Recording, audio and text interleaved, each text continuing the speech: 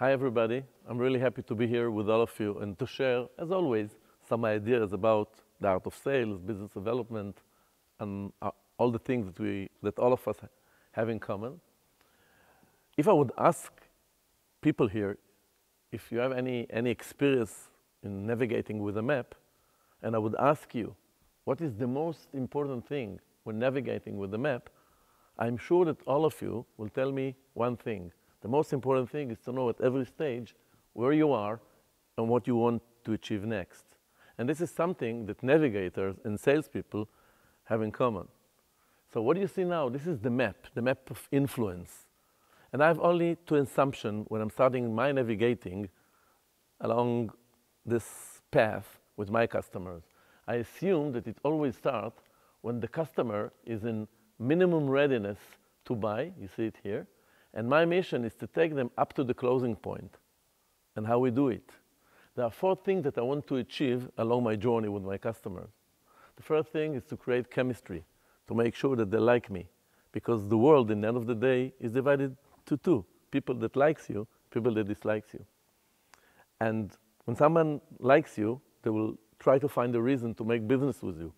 When they dislike you, even there are a million reasons to work with you, they will try to find one reason why not. So make people love you. Number two is to understand their needs. I really believe that all of us, we want to be in balance with the world. When you're in balance, when we are in balance, we're not making any change. But when we need something, when the situation is not perfect, we're trying to do something, we have this motivation to bring our life to a new order, to create the balance again. So our mission is to supply our customers the solutions that will bring their life to rebalance, to a new balance once again. And then there's the closing part. So please remember, we have four things that we want to achieve. We want to make them love you, because remember, this is the most important thing in business relationship, and we want to learn today how to create intimacy with other people. We want to understand their needs. We want to bring them an added value with our solution, and we want to close something. So, as I mentioned before, the world is divided to two, and people that like us and people that dislike us, and let's see what we have to do in order to create this special communication or special connection, what people call rapport between us and our customers. And you see here this baby's picture. And maybe you wonder, why did I choose to put here this photo? And there is very, very simple reason. Nature or God or evolution, or you call it the name you want, gave babies four secrets that help them to stimulate us emotionally and to gain our care, our compassion, sometimes our love. One of them is the eye contact. You know that the proportion between the size of the eyes of a baby born, and an adult is something about 70%. Why? Because the 70% difference. Why? Because the eyes, the size of the eyes is not changing along our lives, or hardly changing along the lives, but our face become bigger. So they have this ability to create eye contact with us. Please keep eye contact when you're talking with your customers. It gives them the sense of secure, they can trust you and believe you. Number two is the smile. Bring good energy, smile to people. Imagine that the people are your mirror. And when you look at the mirror, you want to see smiling face, so smile to your customer and they smile you back. The other two things, I believe that for most of you, it's a little bit irrelevant. I'm thinking about smell and cry.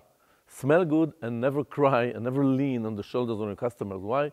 Because salesmen, we don't cry. We cry at night at home, never in front of our customers. So whenever you have a frustrating day, your company is not giving you the right backup or support, forget it. Clean yourself, increase your energy, look at their eyes, smile, and always bring good energy to your interaction with the customer. The second stage, the consulting stage, is the part when you're trying to understand our customer needs and to empower it, to increase it. It's very simple because, you know, if you want to be in balance and there's a small problems requires small solutions. Small and simple solutions cost small money. But big problems requires big solutions, and big solutions would cost more money. So you really want to understand and sometimes to stimulate great needs of your customers. And for that, I would like to share with you a very simple principle. I call it the tip of the iceberg. Why? Because you know, most people know, that the proportion between the part that is above the water and the part that is below the water is something like 10 to 90%. So it means that the world actually is divided to two. Things that I see, which is only 10% of the reality, and things that I don't see, which is the big picture. So my mission is to understand the disadvantages of the current situation of my customer, because the peak of the iceberg represent only the situation. Most of situations in life, I'm sure that you will agree with me, contains or includes advantages and disadvantages. I'm looking for problems. Why? Because I have solutions. Solutions without problems are like water without a glass, right? What would you do with it? So I'm looking for problems. I'm looking for challenges. I'm looking for dreams sometimes and wishes in order to fulfill it with my solutions, right? So I have to ask them deep questions about the problems, about the dreams, about the gap between the current situation and where they want to be later on. So this is the rule. Always ask one more question. Why?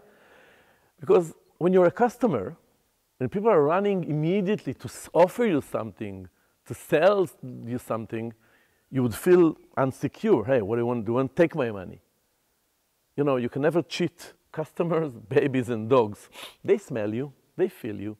But when you focus on their needs, on their problems, immediately it takes the conversation to a place when you can contribute your specific, unique added values in order to serve them. It's about service. Obviously, at the end of the day, they have to pay us for the service, for the solution, for the things that we're bringing to the table. And that's why we invented the gatekeeper. The gatekeeper is your internal voice. I'm sure that you have at least one internal voice, because if you have two, you have to take your tablet again, right?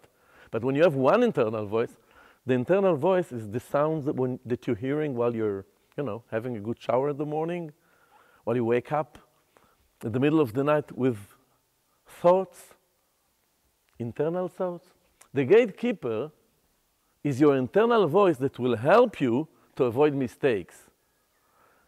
And always here, I want to show it again. You see here, this is your gatekeeper, this policeman, this guard. So you're doing everything you need in order to create this chemistry with customer. You open up a little bit of yourself. You ask them, or you take the conversation into this personal area. And then you ask them questions about their needs, about their challenges, about what they want to achieve. And just before you offer them your solution, just before you run into the presentation, your gatekeeper, your internal voice stops you and asking you, hey, I have to ask you 4 questions before I let you offer, before I let you propose to your customer. What are the 4 questions? Do you know who's your customer? Are you close enough? Do you know what do they need? What is the painful point or points that you must solve or bring an added value? Do you know what to offer? Do you really have the right solution for them? Because if not, maybe it's better not to proceed and to go to invest your efforts with another customer. But if you know who's the customer, what do they want, what to offer and how to offer it, because obviously for 2 different customers, you're going to offer the same solution in a different way. Who's the customer? What do they want? What to offer and how to offer? Now you can run and present your solution. And the most important thing when you're presenting your solution is to connect the benefits of your solution, the specific added values that you bring to the table, directly to the pain points of your customer. Because when you're creating the connection between the problem and the solution, they might take it and adapt it. And the second thing that is very important is to use the personal rapport that you build with them in order to leverage and to increase the level of your emotional influence on them. So be passionate about your solution. Show them what do you love in your solution and the way it could serve them. So it will create a double impact on your presentation. Remember, benefits and emotional connection. In other way, I also offer, I think that it's really important that you'll know your product, you'll know your solution the best way possible. Why? Because when you know your solution and you understand the variety of benefits that it could bring to your customers, you can identify more problems that you can solve. So it's like reverse engineering. You know your product, you know your solution, you know all the added value you can bring to the variety of problems. Now, at the beginning of the process, all you have to do is to find these problems.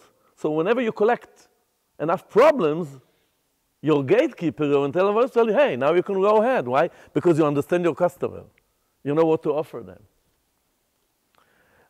I would like you also to remember, I'm sure that all of you remember it very well. There are always objections. Later on, we'll speak more about objections, but for me, the reason that your company invited all of us here today, paid a lot of money, is because clients has objections. If they wouldn't have objections, there would be a line of customers waiting every morning in the doors of your company. All of us won't have work, right? So thanks God for customers' objections. Don't fight with objections. Embrace the objections. Because the objection is the way of your customer or prospect to show you that they have an interest in what you're saying. Because if not, you just neglect everything and finish the interaction. So whenever there's an objection, smile and be happy, because they give you an opportunity to continue your influence process. So please remember these 6 points, okay? First of all, the navigating rule, to know at every point where you are, what you want to achieve, and to use the things that are happening between you and your customer in order to achieve something, in order to proceed in the process. Number 2, make them love you. Behave the way that other people would look at you and will say, I want to be his friend. I want to be her partner. Focus on their needs. Ask questions in order to deeply understand what they want to achieve. Zig Ziglar said many years ago that you will have everything you want in life if you will help enough other people to get what they want. Make sure that you understand what they want. Sometimes they don't know what they want, so help them to see what would serve them the best, what would improve their situation the best. Then, remember the gatekeeper. Don't run to your presentation before you know who's your customer, what do they want, what to offer, and how to offer. Connect benefits to specific problems and challenges of your customer. Don't provide them this general, boring, feature-oriented presentation. They need to know what's in it for them. Remember to accept and embrace every objection, because objections are the reason that people hire salespeople like us. And last, always be closing. Make it a discipline. Never leave the area, never finish the interaction with the customer before you ask them at least one closing question. Would you like to proceed? Should we schedule another meeting next week? How would you like to pay? Cash or credit card? Then enjoy the silence and wait for the answer. So now I prepared for you a list of 8 points that might help you to leverage your performance. So you can just take it, copy it. I can send it to you, of course, by PDF with a lot of pleasure. And you can ask yourself 8 questions about the way you're leading your sales processes. Thank you very much. It was a great pleasure. And as always, I'm waiting for the next time.